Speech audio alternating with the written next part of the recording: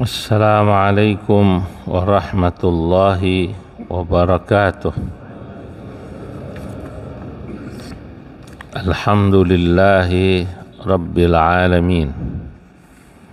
Wassalatu wassalam ala asyrafil anbiya wal mursalin, sayyidina wa habibina wa syafi'ina wa maulana Muhammadin wa ala alihi wa ashabihi ajma'in, amma ba'du. Bismillahirrahmanirrahim. Qala al-musannifu rahimahullahu ta'ala wa adaman naf'a bihi wa bibarakati ulumihi, amin. Qultu, aku berkata, kata Imam Ibnu Ajibah. Kita lanjutkan yang kemarin tentang zikir itu. Az-zikru, zikir itu ruknun qawiyun, adalah salah satu rukun yang paling kuat fi tariqil qaumi, dalam jalan suluknya orang-orang yang menjalani jalan thariqah, atau kaum itu istilah sufi.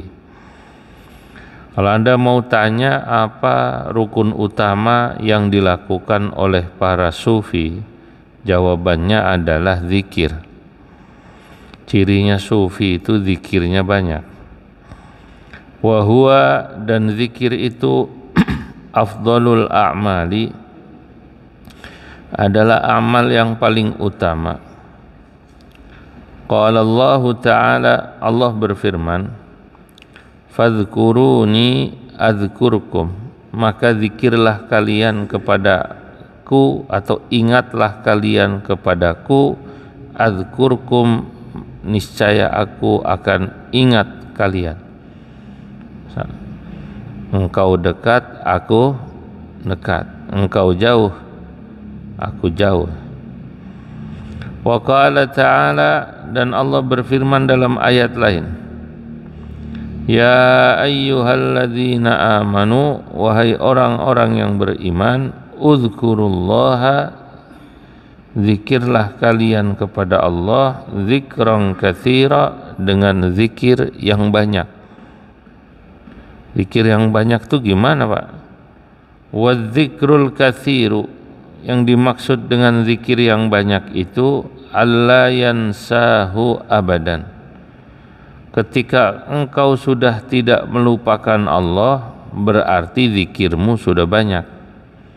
Kalau masih sering lupa sama Allah, berarti belum banyak, gitu aja udah. Orang yang zikirnya banyak itu dia tidak lupa kepada Allah. Kalau masih lupa, berarti belum banyak.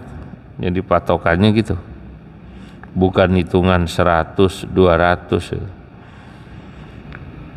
Qala Ibnu Abbas radhiyallahu anhu, berkata Imam Ibnu Abbas radhiyallahu anhuma, kullu ibadatin faradaha Allah, setiap ibadah yang Allah memfardukan, menetapkan, mewajibkan ibadah tersebut, ja'ala laha waqtan makhsusan, Allah biasanya menetapkan waktu yang khusus.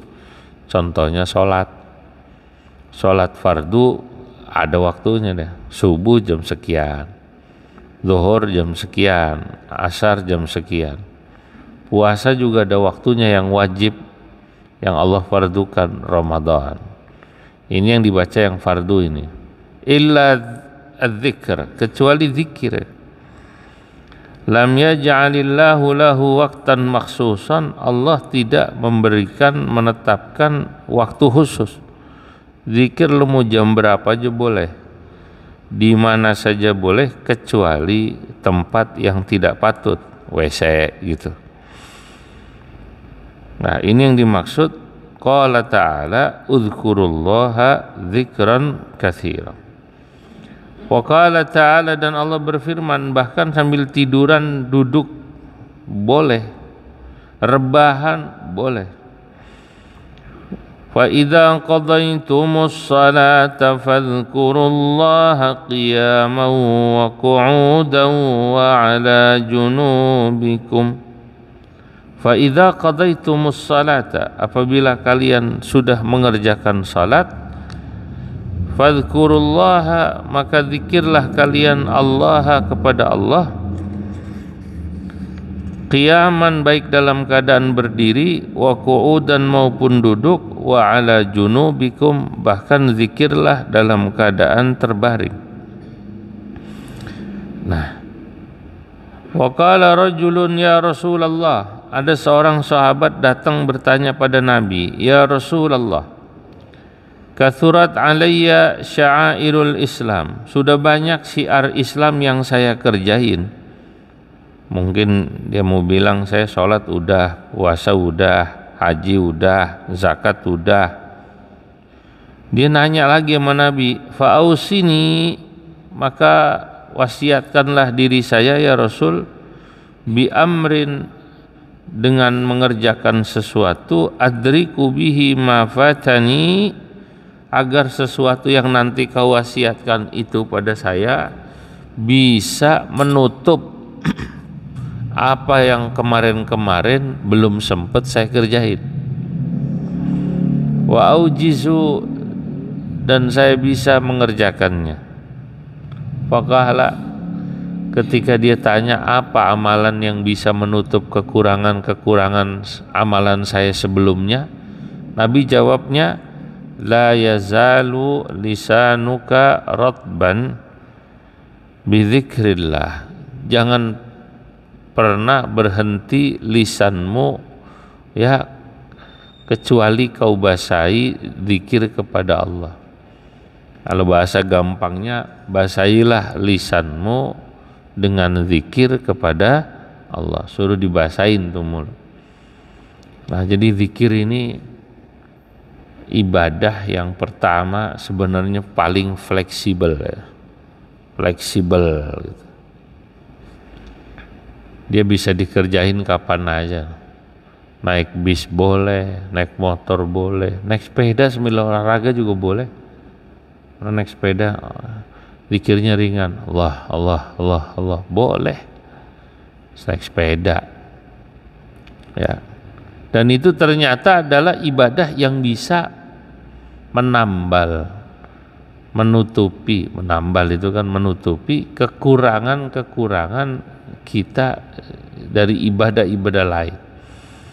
Mungkin sholat kita ada yang kurang, puasa kita ada yang kurang, haji kita ada yang kurang. Lah, yang nambal ini zikir.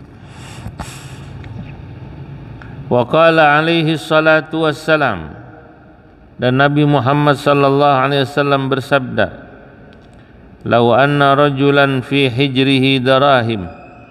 Andai kata ada orang Allah Subhanahu wa taala kasih kepada dia kekayaan, yuqassimuha, yang dirham-dirhamnya itu, kekayaannya itu dia bagi.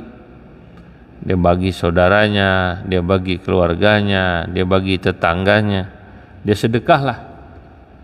Wa akharu, yang satu lagi Allah Subhanahu wa taala diberikan kelebihan lagi. Apa? Yadhkurullaha. Yang satu mungkin enggak kaya tapi zikirnya banyak. Lakana dzakiru lillahi afdal. Dalam hadis ini, orang yang zikir kepada Allah ini derajatnya lebih mulia, lebih utama daripada yang ahli sedekah. Saudara, memahami hadis ini kita nggak bisa memahami mentah-mentah ya. Tentu karena bab yang lagi dibahas bab zikir, maka zikir itu dijelaskan lebih utama dari sedekah. Tapi pada sisi lain, sedekah atau sholat atau puasa tentunya juga punya keutamaan. Karena masing-masing ibadah itu punya keutamaan. Tinggal lihat orangnya lah. Ini sama kayak nasihat Ibnu Athaillah yang dulu, tanawwa'at ajnasul a'mal litanawwu'i waridatil ahwal. menjadi bermacam bervariasi jenis amal yang dikerjakan seorang hamba itu tergantung keadaan yang paling cocok buat dia. Saudara, buat orang yang punya nafsu gede, amal yang paling utama buat dia adalah ngempet. Ada orang nafsunya gede, ya amal yang paling utama buat dia ngelatih ngempet nafsu. Amal yang ngempet itu apa? Puasa. Kalau amal yang lain itu ngerjain, sholat kita kerjain. Kalau puasa itu ibadahnya ngempet tidak melakukan, nggak makan, ngempet kan? Ngempet, nggak campur, ngempet, nggak ngomongin orang. Jadi kalau puasa itu sebenarnya ngelatih ngempet. Kalau kata orang Betawi apa namanya? Ngelatih nahan. Nah, ada orang yang udah kuat ngempet, ya nanti ibadahnya yang lain suruh ngasih. Nanti sedekah diempet juga sama dia. Apa diempet itu? Ditahan juga. Ya. Jadi memang amal itu tergantung orangnya, Pak. Levelnya lain-lain. Orang masih muda dibanding yang udah sepuh, pensiunan, udah tua, ya lain. Mungkin hadis ini cocok buat orang-orang sepuh tadi, bahwa zikir itu lebih utama gitu. Nanti kalau buat anak-anak muda yang memang dia umurnya umur cari ilmu, umur cari rezeki, kerja untuk menafkahi anak istri, yang cocok ya cari ilmu, amal yang utama. Yang cocok ya cari rezeki, kerja. Tapi maksudnya walaupun dia cari ilmu, cari rezeki, dia puasa, zikir itu hakikatnya bisa dikerjakan dimanapun, termasuk ya cari rezeki itu zikir juga, wiridan juga. Ada orang ke pasar ditanya, mau mana lo? Wiridan. Maksudnya apa nih? Ya, wiridan gue mau ke pasar, kata gitu. Wirid itu apa sih artinya, Pak, Bu? Wirid itu artinya satu amalan yang dilakukan oleh seseorang secara rutin. Nah, itu wirid namanya.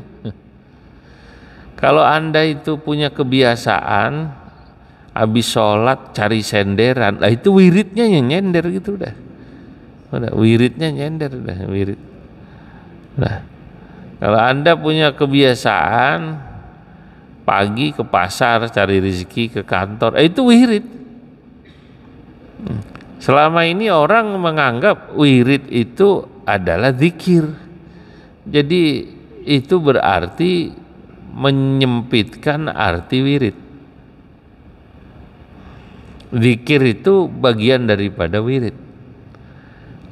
Tapi zikir, mengingat Allah Subhanahu wa taala, sebenarnya dia punya makna luas juga. Walaupun makna aslinya zikir itu adalah menyebut Allah dengan lisan tadi, subhanallah walhamdulillah rabbighfirli wali walidayya alhamdulillah, kan gitu kan. Nah, orang kan zikirnya aja nanti sama-sama zikir, Pak. Orang itu punya wiridan zikir yang lain-lain, nah, punya wiridan zikir yang lain-lain. Wirid itu artinya sesuatu ibadah yang dilakukan rutin, itu namanya apa namanya? Wirid. Zikir itu mengingat Allah. Ada orang yang wirid zikirnya baca Quran. Jadi dia zikirnya kepada Allah yang rutin itu baca Quran. Emang dia hafal Quran. Ada orang hafal Quran sehari rata-rata mungkin mendaras Al-Quran, membaca Quran 3 juz, 10 juz minimal itu. Karena emang wiridnya itu dia. Ada orang yang wirid zikirnya itu yang banyak adalah alhamdulillah. Karena mungkin dia tuh kondisinya, isinya, hatinya itu syukur kepada Allah. Maka yang dia banyakin baca alhamdulillah, alhamdulillah, alhamdulillah, karena Allah Subhanahu wa taala sudah ngasih banyak anugerah kepada dia. Maka alhamdulillahnya nggak berhenti. Atau memang yang dia lihat bahwa Allah itu banyak anugerahnya pada dirinya, jadi dia itu yang terlihat ya rasa syukurnya aja yang kuat. Alhamdulillah, alhamdulillah, alhamdulillah, yang seperti saya pernah cerita kemarin itu, kiai yang di daerah Rembang namanya Kiai Syahid Kemadu. Kiai Syahid Kemadu itu terkenal itu, Kiai Alhamdulillah. Nama pondoknya aja Pondok Alhamdulillah. Ya, jadi nama pondoknya Pondok Alhamdulillah karena kiainya kalau bicara alhamdulillah nggak habis-habis. Ini Kiai Syahid. Mungkin ada orang yang nanti zikirnya itu yang banyak istighfar. Kenapa? Mungkin yang teringat pada dirinya adalah banyaknya dosa gitu loh. Kalau yang tadi yang diingat pada dirinya banyaknya nikmat. Alhamdulillah, alhamdulillah. Yang dilihat itu nikmat. Ya itu apa ya, anugerah Allah. Emang orang lain-lain ya, semuanya baik semua gitu. Yang satu tadi astagfirullah, astagfirullah, ingatnya dosa terus, nggak apa-apa, bagus juga. Nanti ada orang yang wiridnya itu memperbanyak baca tasbih karena yang dia lihat adalah keagungan Allah. Jadi yang dilihat keagungan Allah. Subhanallah, subhanallah. Ngelihat gunung cakep, subhanallah. Ngelihat ada orang ganteng, cantik, subhanallah. Ngelihat mobil bagus, subhanallah. Ngelihat apa aja deh gitu, buat dia subhanallah. Ngelihat kucing kawin aja dia bertasbih. Maha besar Allah yang bikin kucing kawinnya berisik gitu. Kucing kalau kawin berisik ya? Berisik. Dia bilang subhanallah gitu. Emang lain-lain ya, kucing kawin berisik. Nah saudara-saudara, nah ini jadi itulah zikir. Jadi zikir aja ada wiridan zikirnya lain-lain. Baca Quran, ada yang baca tasbih, ada yang baca hamdalah, ada yang baca alhamdulillah, ada yang mungkin melihat kebesaran Allah yang lain, Allahu Akbar dan lain sebagainya. Nah, saudara-saudara, itu saya ingin menjelaskan bahwa zikir itu kalau di sini katanya amal yang paling utama. Ya emang lagi membahas bab zikir ya pasti begitu. Yang dijelaskan amal yang paling utama zikir. Nanti kalau kita lagi ngaji bab keutamaan cari ilmu, ya amal yang paling utama adalah cari ilmu. Sebenarnya nggak ada yang salah pada bab-bab ini. Tentunya ini disesuaikan dengan makom seseorang.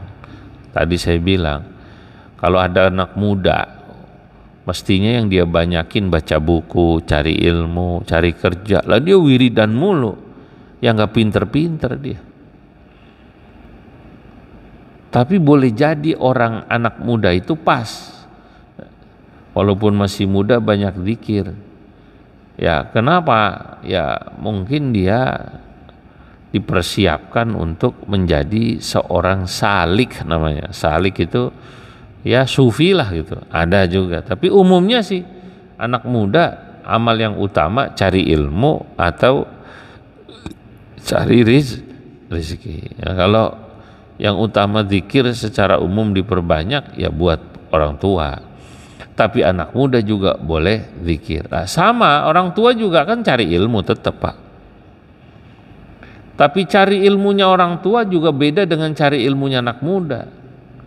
Ada anak muda dia masih sekolah, orang tua suruh sekolah lagi gitu, udah nggak dah, udah tua kan gitu kan, udah tua. Nah, terus orang tua suruh kerja yang capek lagi kayak anak muda, lembur segala macam. Udah nggak ada gua, udah cukup, yang penting udah bisa makan, anak udah kelar semua, kan begitu kan. Terus apa? Ya mungkin amalnya yang lain, amalnya itu ya puasa, sholat. Jadi orang tinggal melihat apa yang Allah berikan pada dirinya, potensinya apa, itu yang paling tepat dilakoni.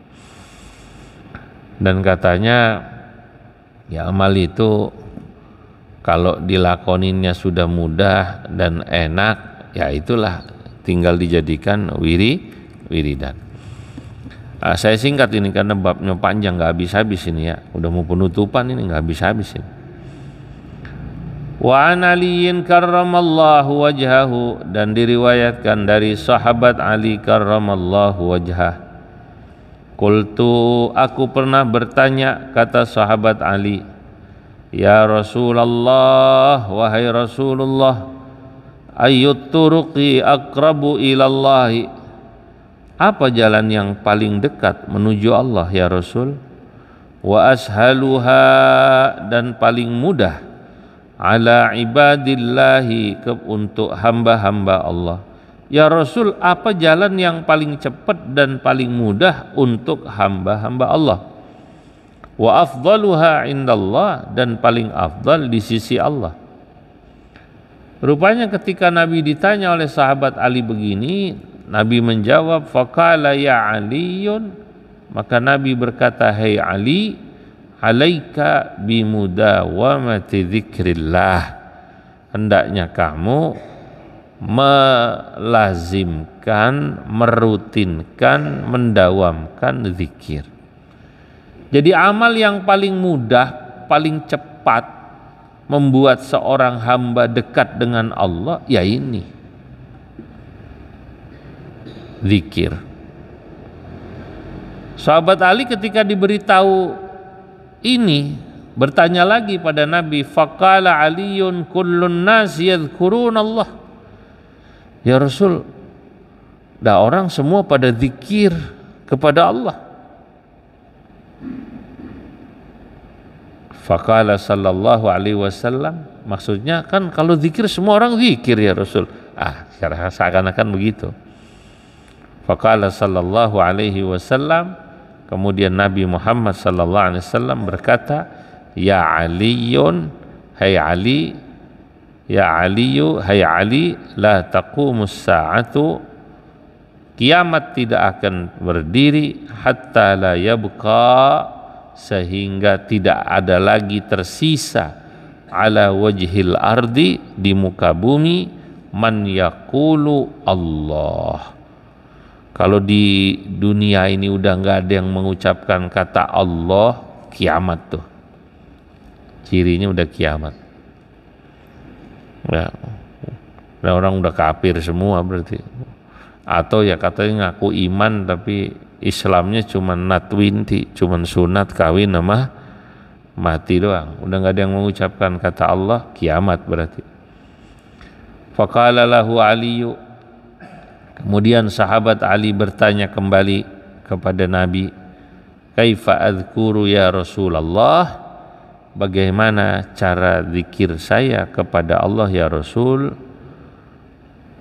Faqala lahu sallallahu alaihi wasallam, Nabi kemudian mengajarkan kepada sahabat Ali, ghammid ainaika, kalau kau mau zikir pejamkan matamu, kedua matamu, wasma' minni thalatha marrat, dengarkanlah diriku ini dariku 3 kali, thumma qul mithlaha, kemudian kau ucapkan sama, wa ana asma'. Nah ini nanti Pak, zikir ini adalah zikir standar yang dilakukan para ulama-ulama thariqah. Ya ini sanadnya ini. Thumma qul mithlaha wa ana asma', kemudian kau mengucapkan itu dan saya akan mendengar. Faqala sallallahu alaihi wasallam, la ilaha illallah. Jadi la ilaha illallahnya sambil merem. Ya, Itu cirinya jalan yang diajarkan ulama thariqah, la ilaha illallahnya sambil merem, bukan sambil melotot. Enggak. Zikir sama-sama baca la ilaha illallah, ada caranya. Sambil apa tadi? Merem. La ilaha illallah. Makanya aneh kalau ada orang tahlilan la ilaha illallah sambil ngatur berkat, itu saya bingung. Di kampung ada orang baca la ilaha illallah berkat sambil jalan, la ilaha illallah, la ilaha illallah, tangannya nunjuk belah sono belon, la ilaha illallah. Yang ironi imam tahlilnya takut gak kebagian, la ilaha illallah, la ilaha, tangannya bil nunjuk ke bawah deh. Gue belum dapat gitu kan. Ada repot ini, bagi berkat aja kayak nggak ada waktu lah. Lagi la ilaha illallah berkat apa namanya keluar. Ong kiai lagi ceramah atau bicara aja kue keluar aja ganggu, Pak.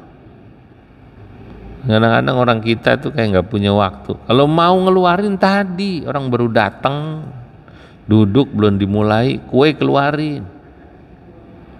Anu Pak, kalau dikeluarin sekarang takutnya dia ngambil 2. Biasanya laki-laki itu ya biasanya. Yang bawa tas laki-laki apa perempuan? Ayah wai ya. Kata orang Sunda, ayah wai. Tolong kalau zikir orang sini nih ya, zikir aja, tahlilan, kue jangan keluar. Itu namanya mengganggu forum. Mau pas la ilaha illallah, mau pas istighfar, mau pas subhanallah, jangan keluar. Kebiasaan itu jangan keluar. Tahu kue, tahu besek, takutnya tadi imam tahlilnya aja ketakutan nggak kebagian, tangannya begini-begini. Ya. Kalau mau sebelum acara atau ada waktu istirahat khusus sesudah zikir atau terakhir, kan gitu. Khusus la ilaha illallah ini Nabi ngajarin bacanya sambil merem. La ilaha illallah 3 kali. Thumma laqanaha thumma qalaha Aliyun kadzalik. Ya. Faqala sallallahu alaihi wasallam la ilaha illallah 3 marrat mughammidan 'ainaihi. Kemudian Nabi membaca la ilaha illallah itu sambil memejamkan matanya, dan kemudian sahabat Ali melakukan hal yang sama. Thumma laqanaha ala Aliyu lil Hasan al-Basri.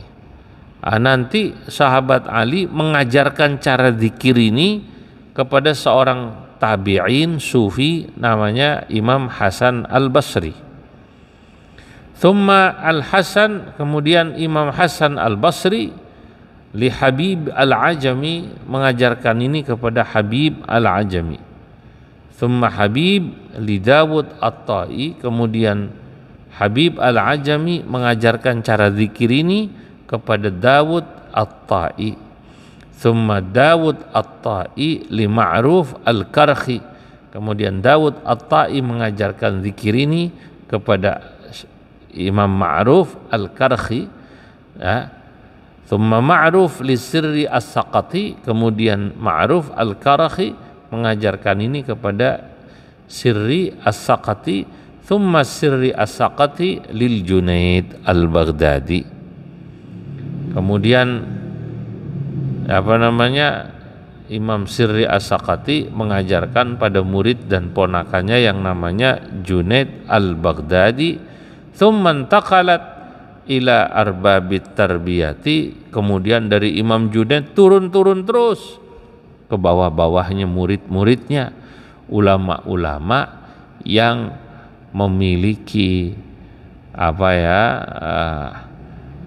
memiliki tugas ya at-tarbiyati, mentarbiyah, mendidik muridnya untuk berzikir.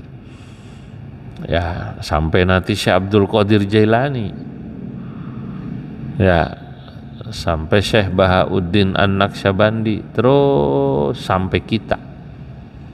Kalau kita lihat itu para turukus sufiyah, orang-orang yang berzikir itu turukus sufiyah, ya seperti itu.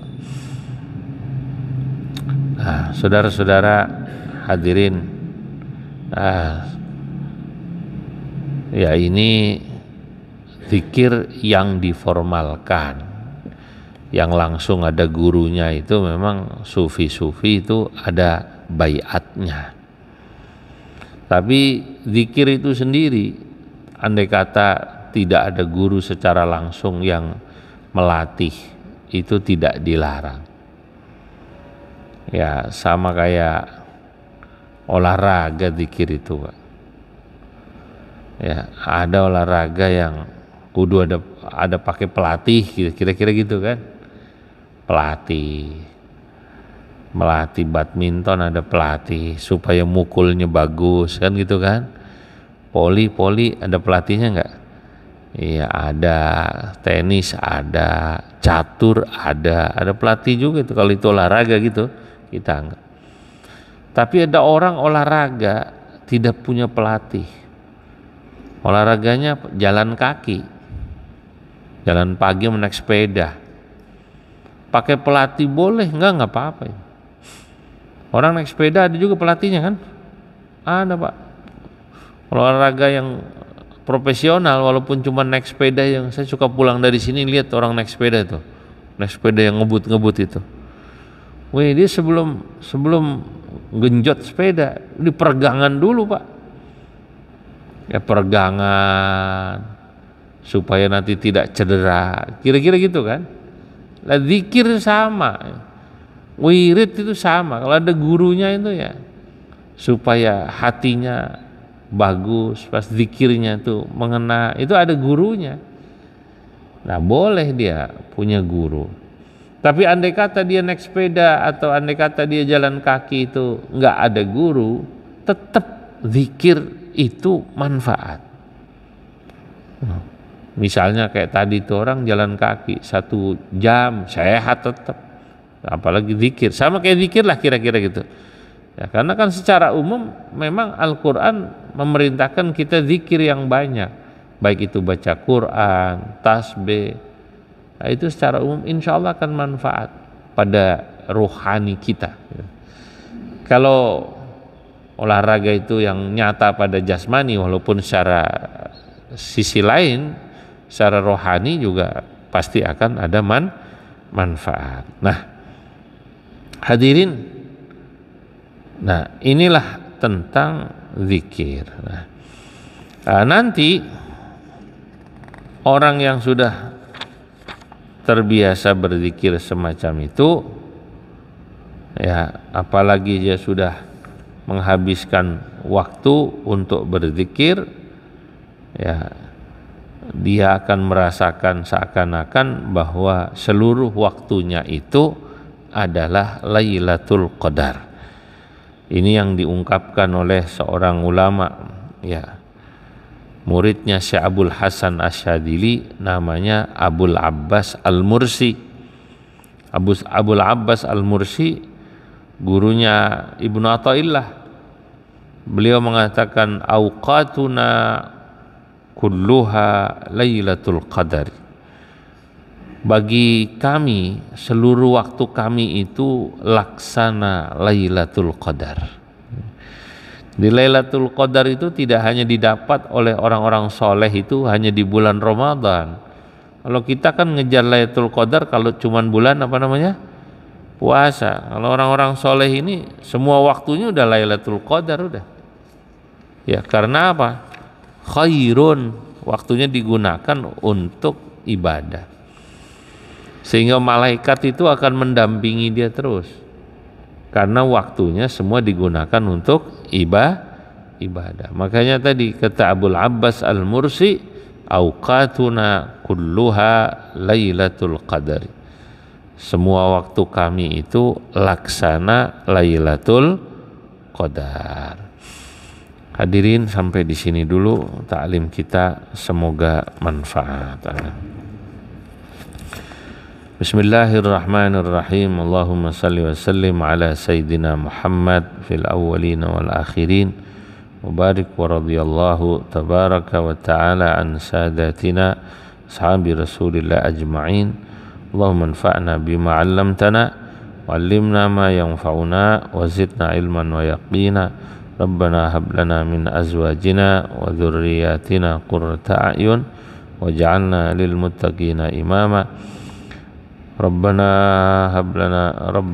atina fid dunya hasanah fil akhirati hasanah qina adzabannar walhamdulillah rabbil alamin. Wassalamualaikum warahmatullahi wabarakatuh.